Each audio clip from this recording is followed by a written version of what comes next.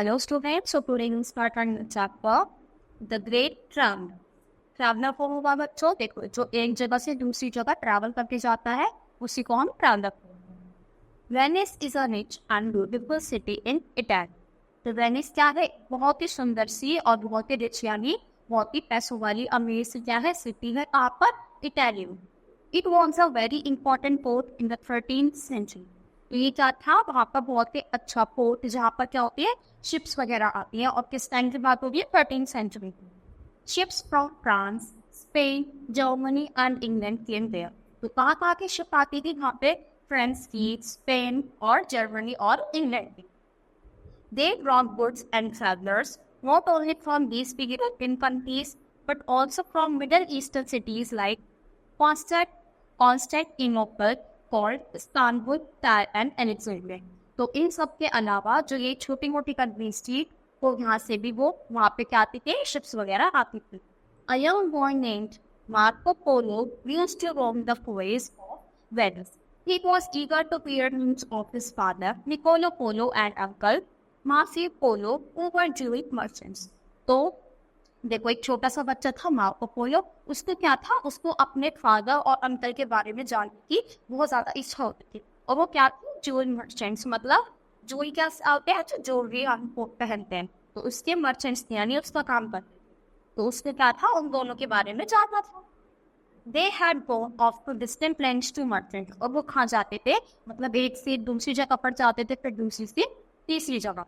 They had gone off to distant lands to trade a few years before, and Marco was sure that they would return. तो देखो कुछ समय पहले भी गए थे, तो फिर मार्को को लगा कि अब तो वो आ रही वाले में, क्योंकि अब काफी टाइम हो गया। Young Marco was fascinated by the strange stories of far away lands that he heard from the sailors and merchants around the port. तो क्या होता था? मार्को को स्टोरी सुनने में बहुत अच्छा लगता था कि अच्छा ये वहाँ गए हैं, ये वहाँ गए हैं, और फिर उसको ये सब जानना बहुत ही ज्यादा अच्छा लगता था। जो वो किससे सुनता था? सेलर से और मर्चेंट से। He was particularly interested in the stories of the Mongols and their chief Genghis Khan. और सबसे ज्यादा उसे इंटरेस्ट किस में आता था? किसकी स्टोरीज में आता था? मोंगलों की। और जो उसका चीफ था यानी जिसका किंग था वो कौन था? जंगीज Khan. They were great fighters and horsemen at that time. The terror of, तो जब कहा था, जब टेरर था सारी, मतलब टेरर फैला हुआ था, डर था किसका? पूरी जगह यूरोप में। और वो क्या था? वो बहुत ही अच्छा फाइटर भी था और हॉर्समैन यानी उसको हॉर्स राइडिंग भी बहुत अच्छे से आती थी। उस टाइम का सबसे अच्छा फाइटर था कौन? जंगीज खान। और उसको किसकी अच्छी लगती थी? मार्को को मंगोल और उसकी जो वो किंग था उनकी स्टोरी जानना अच्छी लगती। Marco's father and uncle had gone to China. जब उसके फादर और अंकल थे वो कहाँ गए? वो चाइना में गए। There they visited the court of Genghis Khan's grandson, Kublai Khan, who was at that time the ruler of Peking, now called Beijing. Kublai Khan was very impressed by the two merchants the Polos later returned to Venice. तो देखो, जो दो पोलोस गए थे कौन कौन? जो उसके फादर और अंकल थे वो दोनों गए थे ना। तो ये जो कुबलाई खान था वो इन दोनों से बहुत ही ज्यादा इम्प्रेस्ड हो गया था। और फिर वो कहाँ गए थे? देखो किससे जाकर उन्होंने? जंगीज खान के ग्रैंड सन से यानी पोते से, जिसका नाम क्या था? Kublai Khan. और उसको उस टाइम रूलर बोला जाता था किसका? पेकिंग का, जिसको अब हम जानते हैं betting. 2 years later they set off for China again, this time taking Marco along with them. और 2 साल बाद वो दोबारा चाइना जाते हैं, पर अब की बार किसको अपने साथ में के जाते हैं? मार्को को। They journeyed overland visiting Jerusalem and Mosul. From there they went to almost the Persian Gulf. While traveling over the whole place of present Persia, Marco fell seriously ill. तो देखो वो दोबारा गए, बहुत घूमने, पर अब की बात क्या हो गया? मार्को बीमार पड़ जाता है। Therefore, when they reached the polar countries, they stayed for some time to allow Marco तो क्या करते हैं? अब वो अपनी जैसे चलते रहते हैं, ट्रैवल करते रहते हैं। तो जब वो मार्को बीमार हो जाता है तो वो एक जगह रुक जाते हैं ताकि वो क्या हो सके, वो रिकवर हो सके। अब नहीं पे वो रेस्ट करते हैं। Later they climbed the highlands of the Pamir and traveled towards the Gobi Desert. फिर कहाँ पे जाते हैं? पामिर जाते हैं और गोबी डेजर्ट की तरफ बढ़ते हैं। The Gobi Desert is a great stretch of land covered with ice and freezing cold. तो गोबी डेजर्ट क्या है? जो हर तरफ से आइस से घिरा हुआ है। Bitterly cold winds blow over it all day, taking life very difficult. और जब चारों तरफ बर्फ है तो क्या था, वहाँ पे ठंडी ठंडी हवाएं चलती थी और मौसम भी बहुत ही ज्यादा ठंडा रहता था, जो उनको रहने में और ज्यादा डिफिकल्टी देगी. The travelers took a month to cross this difficult terrain. तो जो ट्रैवलर्स थे उनको ये मतलब ये पार करने में ज़्यादा टाइम लगता है, क्योंकि देखो हवा है, डिफिकल्टी हो गई, तो वो उनका सर्वाइव करना बहुत ज़्यादा डिफिकल्ट हो रहा था. Then they reached to Tambuk in northwestern China. They were received by passengers of Kublai Khan, who escorted them to his port in Pek. तो वो कहाँ चले गए, तंबुक में जाते हैं, जो कहाँ पर है, नॉर्थ वेस्ट साइड है किसकी, China. The Europeans were given a warm welcome by the former emperor, who took a great liking to young Mon. तो देखो जो यूरोपियंस थे उन्होंने उनका अच्छे से वेलकम किया, और वो क्या करते थे, वो तो छोटा मार्को था उसको भी वो बहुत अच्छे लगते थे. Marco on many missions to distant parts of his vast empire, later he made him the governor of the province. तो क्या हुआ, पहले तो वो ऐसे ही ट्रैवल करता था, फिर बाद में वो क्या हो गया, वो गवर्नर बन गया, यानी कहा का प्रोविंस का, वहाँ का राजा बना. The Polo spent 70 years in China and finally returned to Venice by sea in 1295. तो उन्होंने कितना टाइम वहाँ पे वो बिताया, 70 years, और फिर वापस कहाँ पे आ गए, वेनिस. कौन सी ईयर में, 1295. After Marco Polo, no European traveled to this for 9 years. और उन मानकों के बाद वहाँ पर किसी ने भी मतलब उस रूट पर ट्रैवल नहीं किया था काफी समय तक. Marco Polo wrote about his travels in his book The Travelers of Marco Polo, which became very well known. तो देखो एक बुक लिखी थी उन्होंने जो बहुत ही ज्यादा फेमस हो गई थी, और इन सब के बारे में अपने में लिखा है.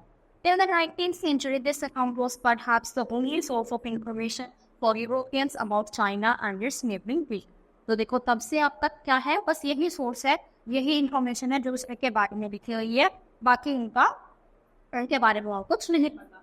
The book awakened a lot of interest and read in a way brought Europe closer to these regions. Many years later, the book was read by Christopher Columbus, another great explorer, and he was inspired to sail to New York. तो देखो बहुत सालों बाद जो ये book थी, ये किसने पढ़ी, ये क्रिस्टोफर कोलंबस ने पढ़ी, जो क्या थे, वो भी बहुत अच्छे ट्रैवलर थे, और वो क्या हो गए, बहुत ज़्यादा इंस्पायर हो गए, और वो भी क्या चाहते थे, वो भी चाहते थे कि मैं अब क्या करूँ, मैं अलग अलग जगह जाऊँ और मैं भी ट्रैवल हो. तो किससे इंस्पायर हुए, वैसे तो वो भी एक्सप्लोरर थे, पर इस बुक से वो और ज़्यादा वो हो जाते हैं और चाहते हैं कि चलो मैं भी कुछ नया कहूँ. चलो तो बच्चों हम इसकी एक्सरसाइज करें. Venice is a dash and beautiful city. तो rich and beautiful city. It was a very important, क्या था वहाँ पर, port. Dash was very impressed by the two merchant. दोनों मर्चेंट से कौन इम्प्रेस हुआ था, कुबलाई खान. कितने सालों बाद वो कहाँ पर गए थे, चाइना में, 2 साल बाद वो दोबारा से चाइना में गए. Europeans were given a warm welcome. अब फिर देखते हैं. Dash is a rich and, तो कौन सी है, Venice. Venice is a rich and beautiful city in Italy. A young boy name, जो छोटा बच्चा था उसका नाम क्या था, Marco Polo. They had gone off to कहाँ गए थे, डिस्टेंट लैंड, यानी बहुत सारी जगहों पे. Marco's father and uncle had gone to, कहाँ पर गए थे दोनों के दोनों, China. A dash awakened a lot of interest, तो बुक से बहुत ज्यादा क्या हुआ था, इंटरेस्ट आया था. A old man named Marco Polo, जो ओल्ड मैन था, नहीं मार्को पोलो तो एक यंग बॉय का नेम था. Marco was eager to know the news of his father, तो चाहता उसकी फादर और अंकल की भी चाहता था साथ में, तो true. Marco was fascinated by the strange stories of faraway lands. तो faraway strange stories नहीं, बल्कि उसको तो क्या थी, कौन से वाली स्टोरीज अच्छी लगती थी, वो इंटरेस्ट था उसका रोज वाली स्टोरी, तो ये वाला ट्रू हो जाएगा. Europeans were not given a warm welcome, बल्कि उन्होंने तो क्या था, वार्म वेलकम क्या था ना, तो नॉट नहीं आई, तो ये क्या हुआ, फॉल्स. अब क्वेश्चन आंसर्स. तो for Marco's father and uncle, तो कौन थे, वो ट्रैवलर्स थे. Where had they gone in life, और वो कहाँ पे गए थे, तो वो चाइना में गए थे और उसको ट्रैवल करने. What were the 3 kinds of terrain that Marco Polo travels, तो वो जो 3 चीजें लिखनी है जहाँ जहाँ वो ट्रैवल करा था. What is the difference between the Gobi desert and the other desert, तो अदर डेजर्ट और गोबी डेजर्ट में क्या डिफरेंस था कि गोबी डेजर्ट में का वेदर बहुत ज्यादा ठंडा था और वो हर तरफ आइस से घिरा हुआ था, बल्कि बाकी ऐसे नहीं थे। Why did the polos have to stay for some time in the cooler countries? तो उन्हें कूलर कंट्रीज पर क्यों रुकना पड़ा था? क्यों? क्योंकि मार्को की जो तबीयत थी वो खराब हो गई थी और वो ताकि रिकवर मिल सके, इसीलिए वो थोड़ा वहां पर रुक के, और वो क्या था, वहां का टेम्परेचर भी बहुत ज्यादा कोल्ड था, तो जिससे वो डिफिकल्टी थी उसको पार करने के लिए, इसलिए उनको टाइम लगा। How do we know that Venice was an important part? हमको कैसे पता चलता है वेनिस एक इम्पोर्टेंट पोर्ट है? क्यों? क्योंकि वहां पर बहुत बड़ी बड़ी कंट्रीज से क्या आते थे, वहां पर उनकी शिप्स आती थी, इकट्ठी होती थी, इसीलिए वो क्या था, इसीलिए बहुत बड़ा पोर्ट माना जाता था। चलो अब इसमें क्या करना है हमें, circle the words in the box that are related to travel, यानी जो भी ट्रैवल करने के लिए जो जो वर्ड्स यूज हो सकते हैं वो हमें सर्कल करना। तो एक्सप्लोर, बिल्कुल, एक्सप्लोर मतलब क्या होता है, जब हम नई चीज एक्सप्लोर करें, हम वहां पर जाए, उनको घूमें। फिर गाइड, गाइड तो नहीं, पेन, मैप, मैप का हमें यूज करना था, अगर हमें रास्ते में मिले तो मैप का यूज करते हैं। फिर लगेज, सामान भी लेके जाएंगे अपना। फिर ट्री, पैकिंग, पैकिंग भी करनी पड़ती है हमें। होटल नहीं, कंप्यूटर, फोटोग्राफ्स, फोटोग्राफ देखो अपनी मर्जी होती है, जब बच्चे जाते हैं तो किसी को अच्छा लगता है, किसी को नहीं। फिर शॉपिंग, शॉपिंग भी जरूरी नहीं है कि वो वक्त करें। Vacation, building monuments, rules. तो अगर ऐसा देखा जाए तो वेकेशन भी अगर हम जाएंगे तो ट्रैवल करेंगे, बिल्डिंग मॉन्यूमेंट्स, रूल्स, और रूल्स की हेल्प से तो हम जाएंगे। तो बाकी तो इतनी वो नहीं है, मतलब इनका विकार हो सकता है। Rules are dead blocks are but numbers and lenses of law. देखो अब सी, इसमें क्या करना है, right each set of words in the alphabetical order, यानी जो ये वर्ड्स हैं इनको अल्फाबेटिकल ऑर्डर में। तो देखिए सबसे पहले फर्स्ट लेटर क्या है, जे है सब में, तो इससे तो हमें कुछ पता नहीं चल रहा। सेकंड वर्ड ओ, तो ओ से भी कुछ पता नहीं चला। फिर ओ के बाद देखो यू या के, यू या के में से पहले क्या आएगा, K L M N O P Q, तो यू तो बाद में आएगा, इन दोनों में से ये पहले आएगा।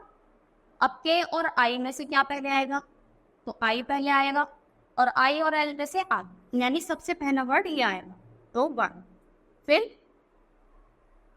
2, फिर 3 और फिर 4। तो ये क्या होगी इसकी सीरीज।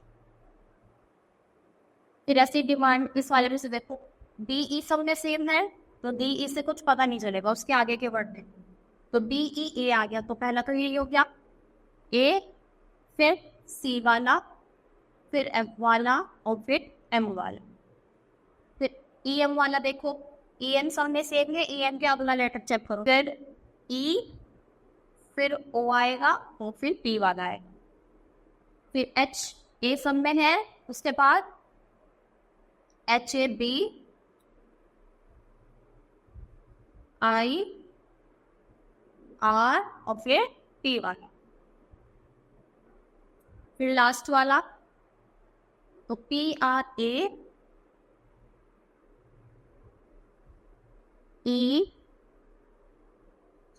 आई, और फिर ओ आया। तो ये क्या हुआ, इनका अल्फाबेटिकल ऑर्डर। अब देखो इसमें हमें क्या करना है, इसमें हमें सिंगुलर से प्लूरल बनाना है। सिंगुलर मतलब एक और प्लूरल मतलब एक से ज्यादा। तो देखो जिसमें हम हमारा एंडिंग किससे होगी, एफ से होगी या फिर एफ ई से होगी, तो उसमें आप क्या करते हैं, एफ को कट करके वी में कर देते हैं और ई एस लगा देते हैं। वैसे काफ्स को क्या हुआ, काफ्स, क्योंकि एफ को हटा के हमने क्या लगाया, वी, और उसमें हमने ई एस जोड़ दिया। ऐसी नाइट, तो नाइट्स, चाइल्ड, चिल्ड्रन, माउस, माइस, ऑक्स, ऑक्स। तो ये क्या है, ये थोड़े अलग वर्ड्स है। फिर देखो जैसे बाइसन, बाइसन, डियर, डियर, मोस, मोस, तो ये क्या होता है, ऐसे वर्ड जो दोनों में सेम यूज होता है, सिंगुलर में भी सेम यूज होंगे और प्लूरल। देखो कुछ वर्ड्स हैं इनके हमें क्या लिखना है, प्लूरल लिखना है। तो लीफ का क्या हो जाएगा, अभी अभी पढ़ा हमने कि जिसके एंड में एफ हो तो वो क्या हो जाता है, वी हो जाता है और ई एस लग जाता है। मैन का एम ए एन मतलब एक, और एम ई एन मतलब बहुत सारे। फिर क्या, T, T double E T H. Foot का फीट।